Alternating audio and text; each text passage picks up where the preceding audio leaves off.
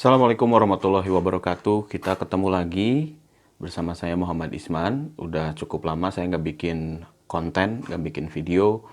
Dan hari ini saya merasa cukup memaksakan diri ya untuk membuat sebuah konten karena melihat situasi yang saat ini berkembang, terutama berkaitan dengan pendidikan anak-anak di era new normal atau di masa pandemi COVID-19 ini.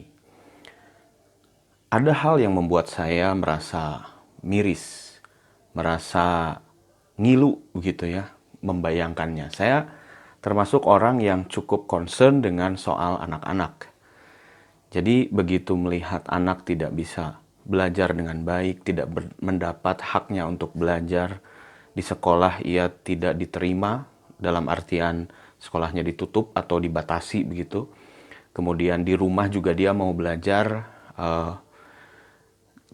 orang tuanya juga tidak sanggup mendampingi dan merasa kesulitan, bahkan ya sebagian merasakan bahwa ini jadi kerjaan tambahan gitu. Jadi saya sih membayangkan sisi anak-anaknya, ya, membayangkan, ikut merasakan bagaimana sih seorang anak yang sudah punya niat untuk belajar, sudah semangat bahkan gitu untuk belajar, dia nyari guru ke sana, pertemuannya dibatasi, dia juga mau belajar ke orang tuanya atau orang-orang di rumah, tapi juga tidak mendapat bimbingan yang seperti yang diharapkan.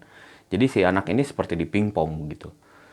Ya dibayangkan aja gimana rasanya begitu teman-teman sekalian ketika Anda juga pengen belajar sesuatu, nyari guru ke sana nggak diterima, nyari guru ke sini nggak diterima juga gitu. Anda rasanya gimana gitu kan? Ya balik lagi soal anak gitu teman-teman sekalian. Um, Gini, yang namanya pendidikan itu, ini kalau tidak salah ya, karena saya pernah kuliah S2 pendidikan gitu ya. Kalau lupa-lupa tolong koreksi aja gitu ya. Istilahnya itu ada yang namanya trilogi pendidikan. Trilogi pendidikan itu tiga, tiga pusat ya. Tripusat, maaf, bukan trilogi. Tripusat pendidikan, tiga pusat ya yang menjadi tempat pendidikan anak. Pusat yang pertama itu adalah rumah. Jadi pendidikan itu awalnya memang harus dari rumah. Kita tidak bicara sekolah, ya. Kita tidak bicara sekolah, tidak bicara lingkungan. Oke. Jadi yang paling awal itu adalah rumah. Di dalam rumah ini seharusnya pendidikan untuk anak-anak itu terjadi. Semuanya, ya. Jadi idealnya kita sebagai orang tua itu bisa mendidik anak dalam waktu yang penuh. Ideal gitu ya. Itu kondisi ideal gitu. Nah, cuma kita kan tidak mungkin melakukan itu karena sebagai orang dewasa kita juga punya kewajiban untuk mencari nafkah, untuk membiayai berbagai macam kebutuhan hidup, termasuk biaya sekolah atau biaya keseharian anak kita gitu. Oleh karena itu, kita meminta bantuan ke pihak yang menjadi perantara atau ke pihak yang bisa kita titipi supaya pendidikan anak kita ini bisa terpenuhi. Ya, siapa itu? Itulah sekolah. Ya, jadi mindsetnya adalah gini teman-teman sekalian. Yang perlu pendidikan untuk anak itu adalah orang tua. Ya, jadi yang memikirkan pendidikan untuk anaknya itu adalah orang tuanya. Karena apa? Karena orang tua dari anak-anak itu yang harus concern dengan masa depan anak tersebut. Saya yang harus concern dengan masa depan anak saya, bukan gurunya anak saya, bukan.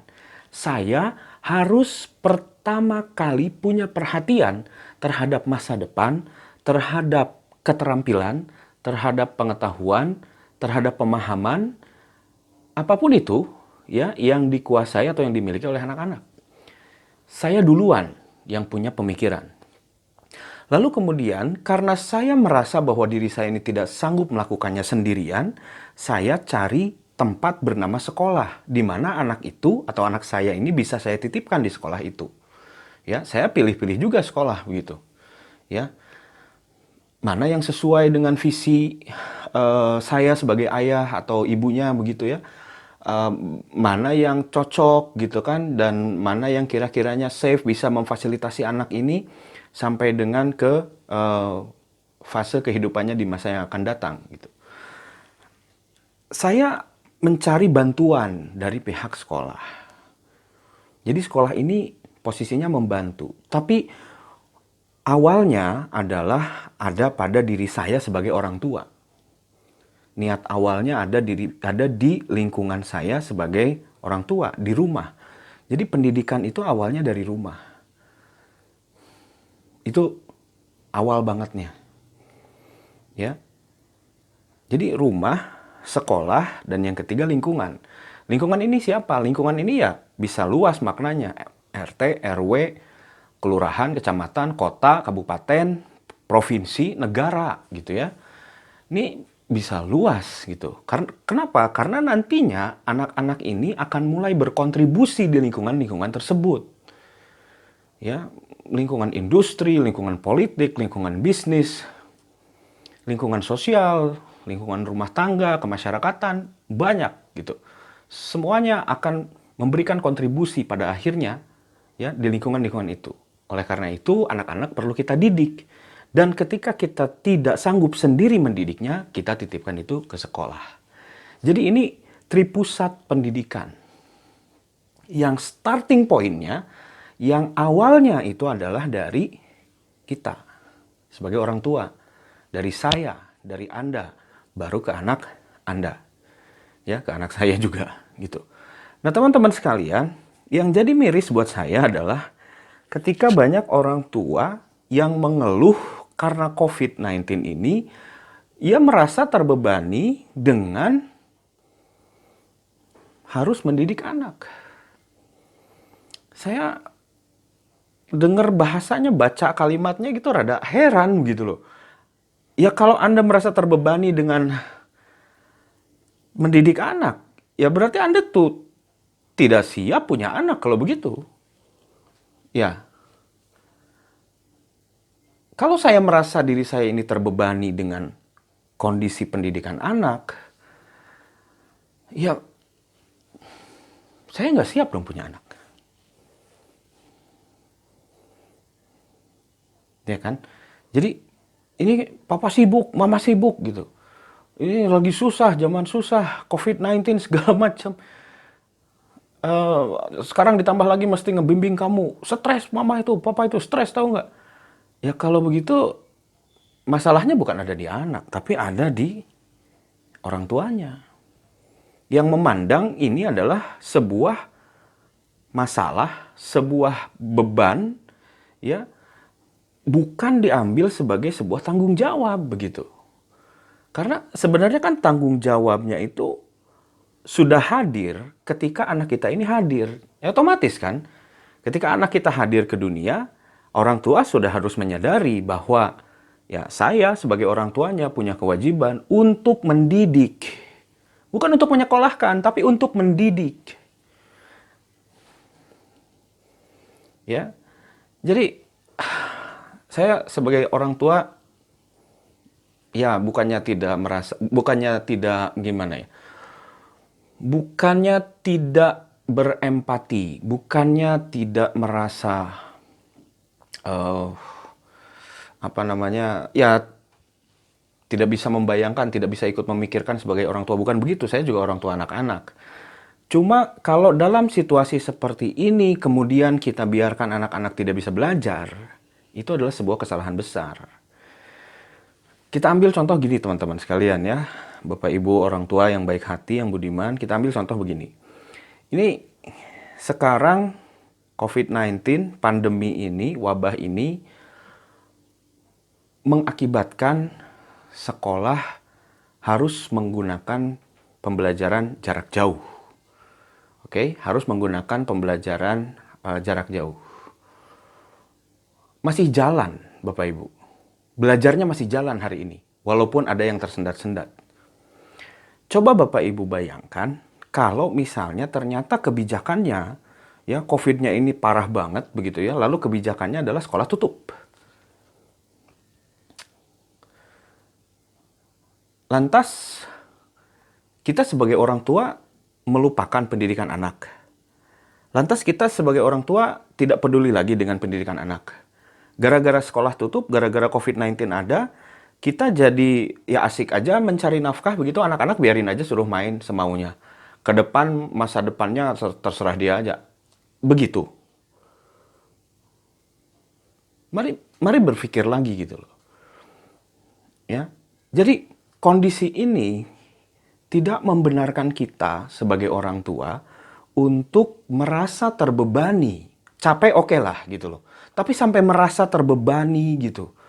Kemudian membiarkan anak sampai anaknya ngerasa stres sendiri, maknya lebih stres dari anaknya begitu. Ya. Kondisi ini tidak membenarkan ya kita sebagai orang tua merasa terbebani. Karena bagaimanapun anak itu tanggung jawab kita. Ada COVID-19, tidak ada COVID-19.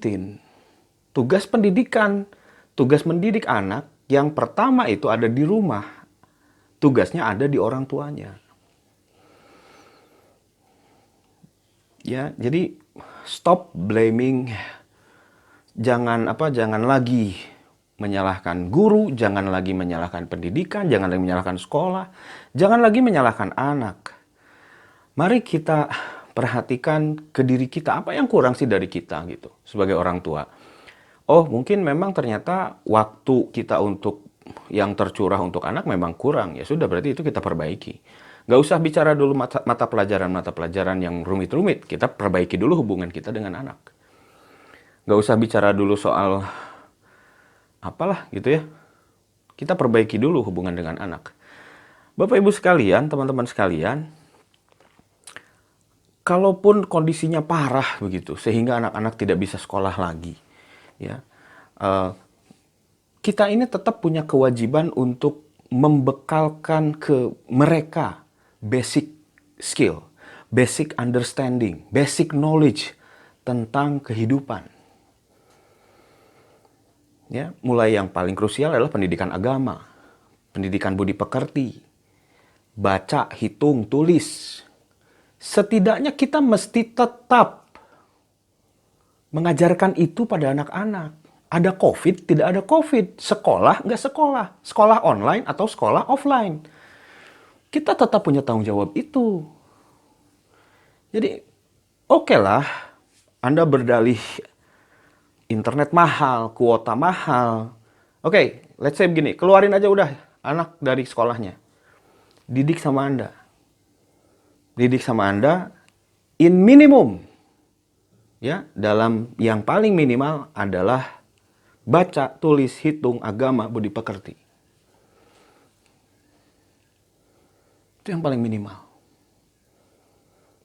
Nanti kalau kondisinya lebih membaik lagi, internet di kita sudah jadi lebih murah, kuota juga mungkin turun lagi, ya, kuota telepon, kuota internet dan sebagainya harganya turun.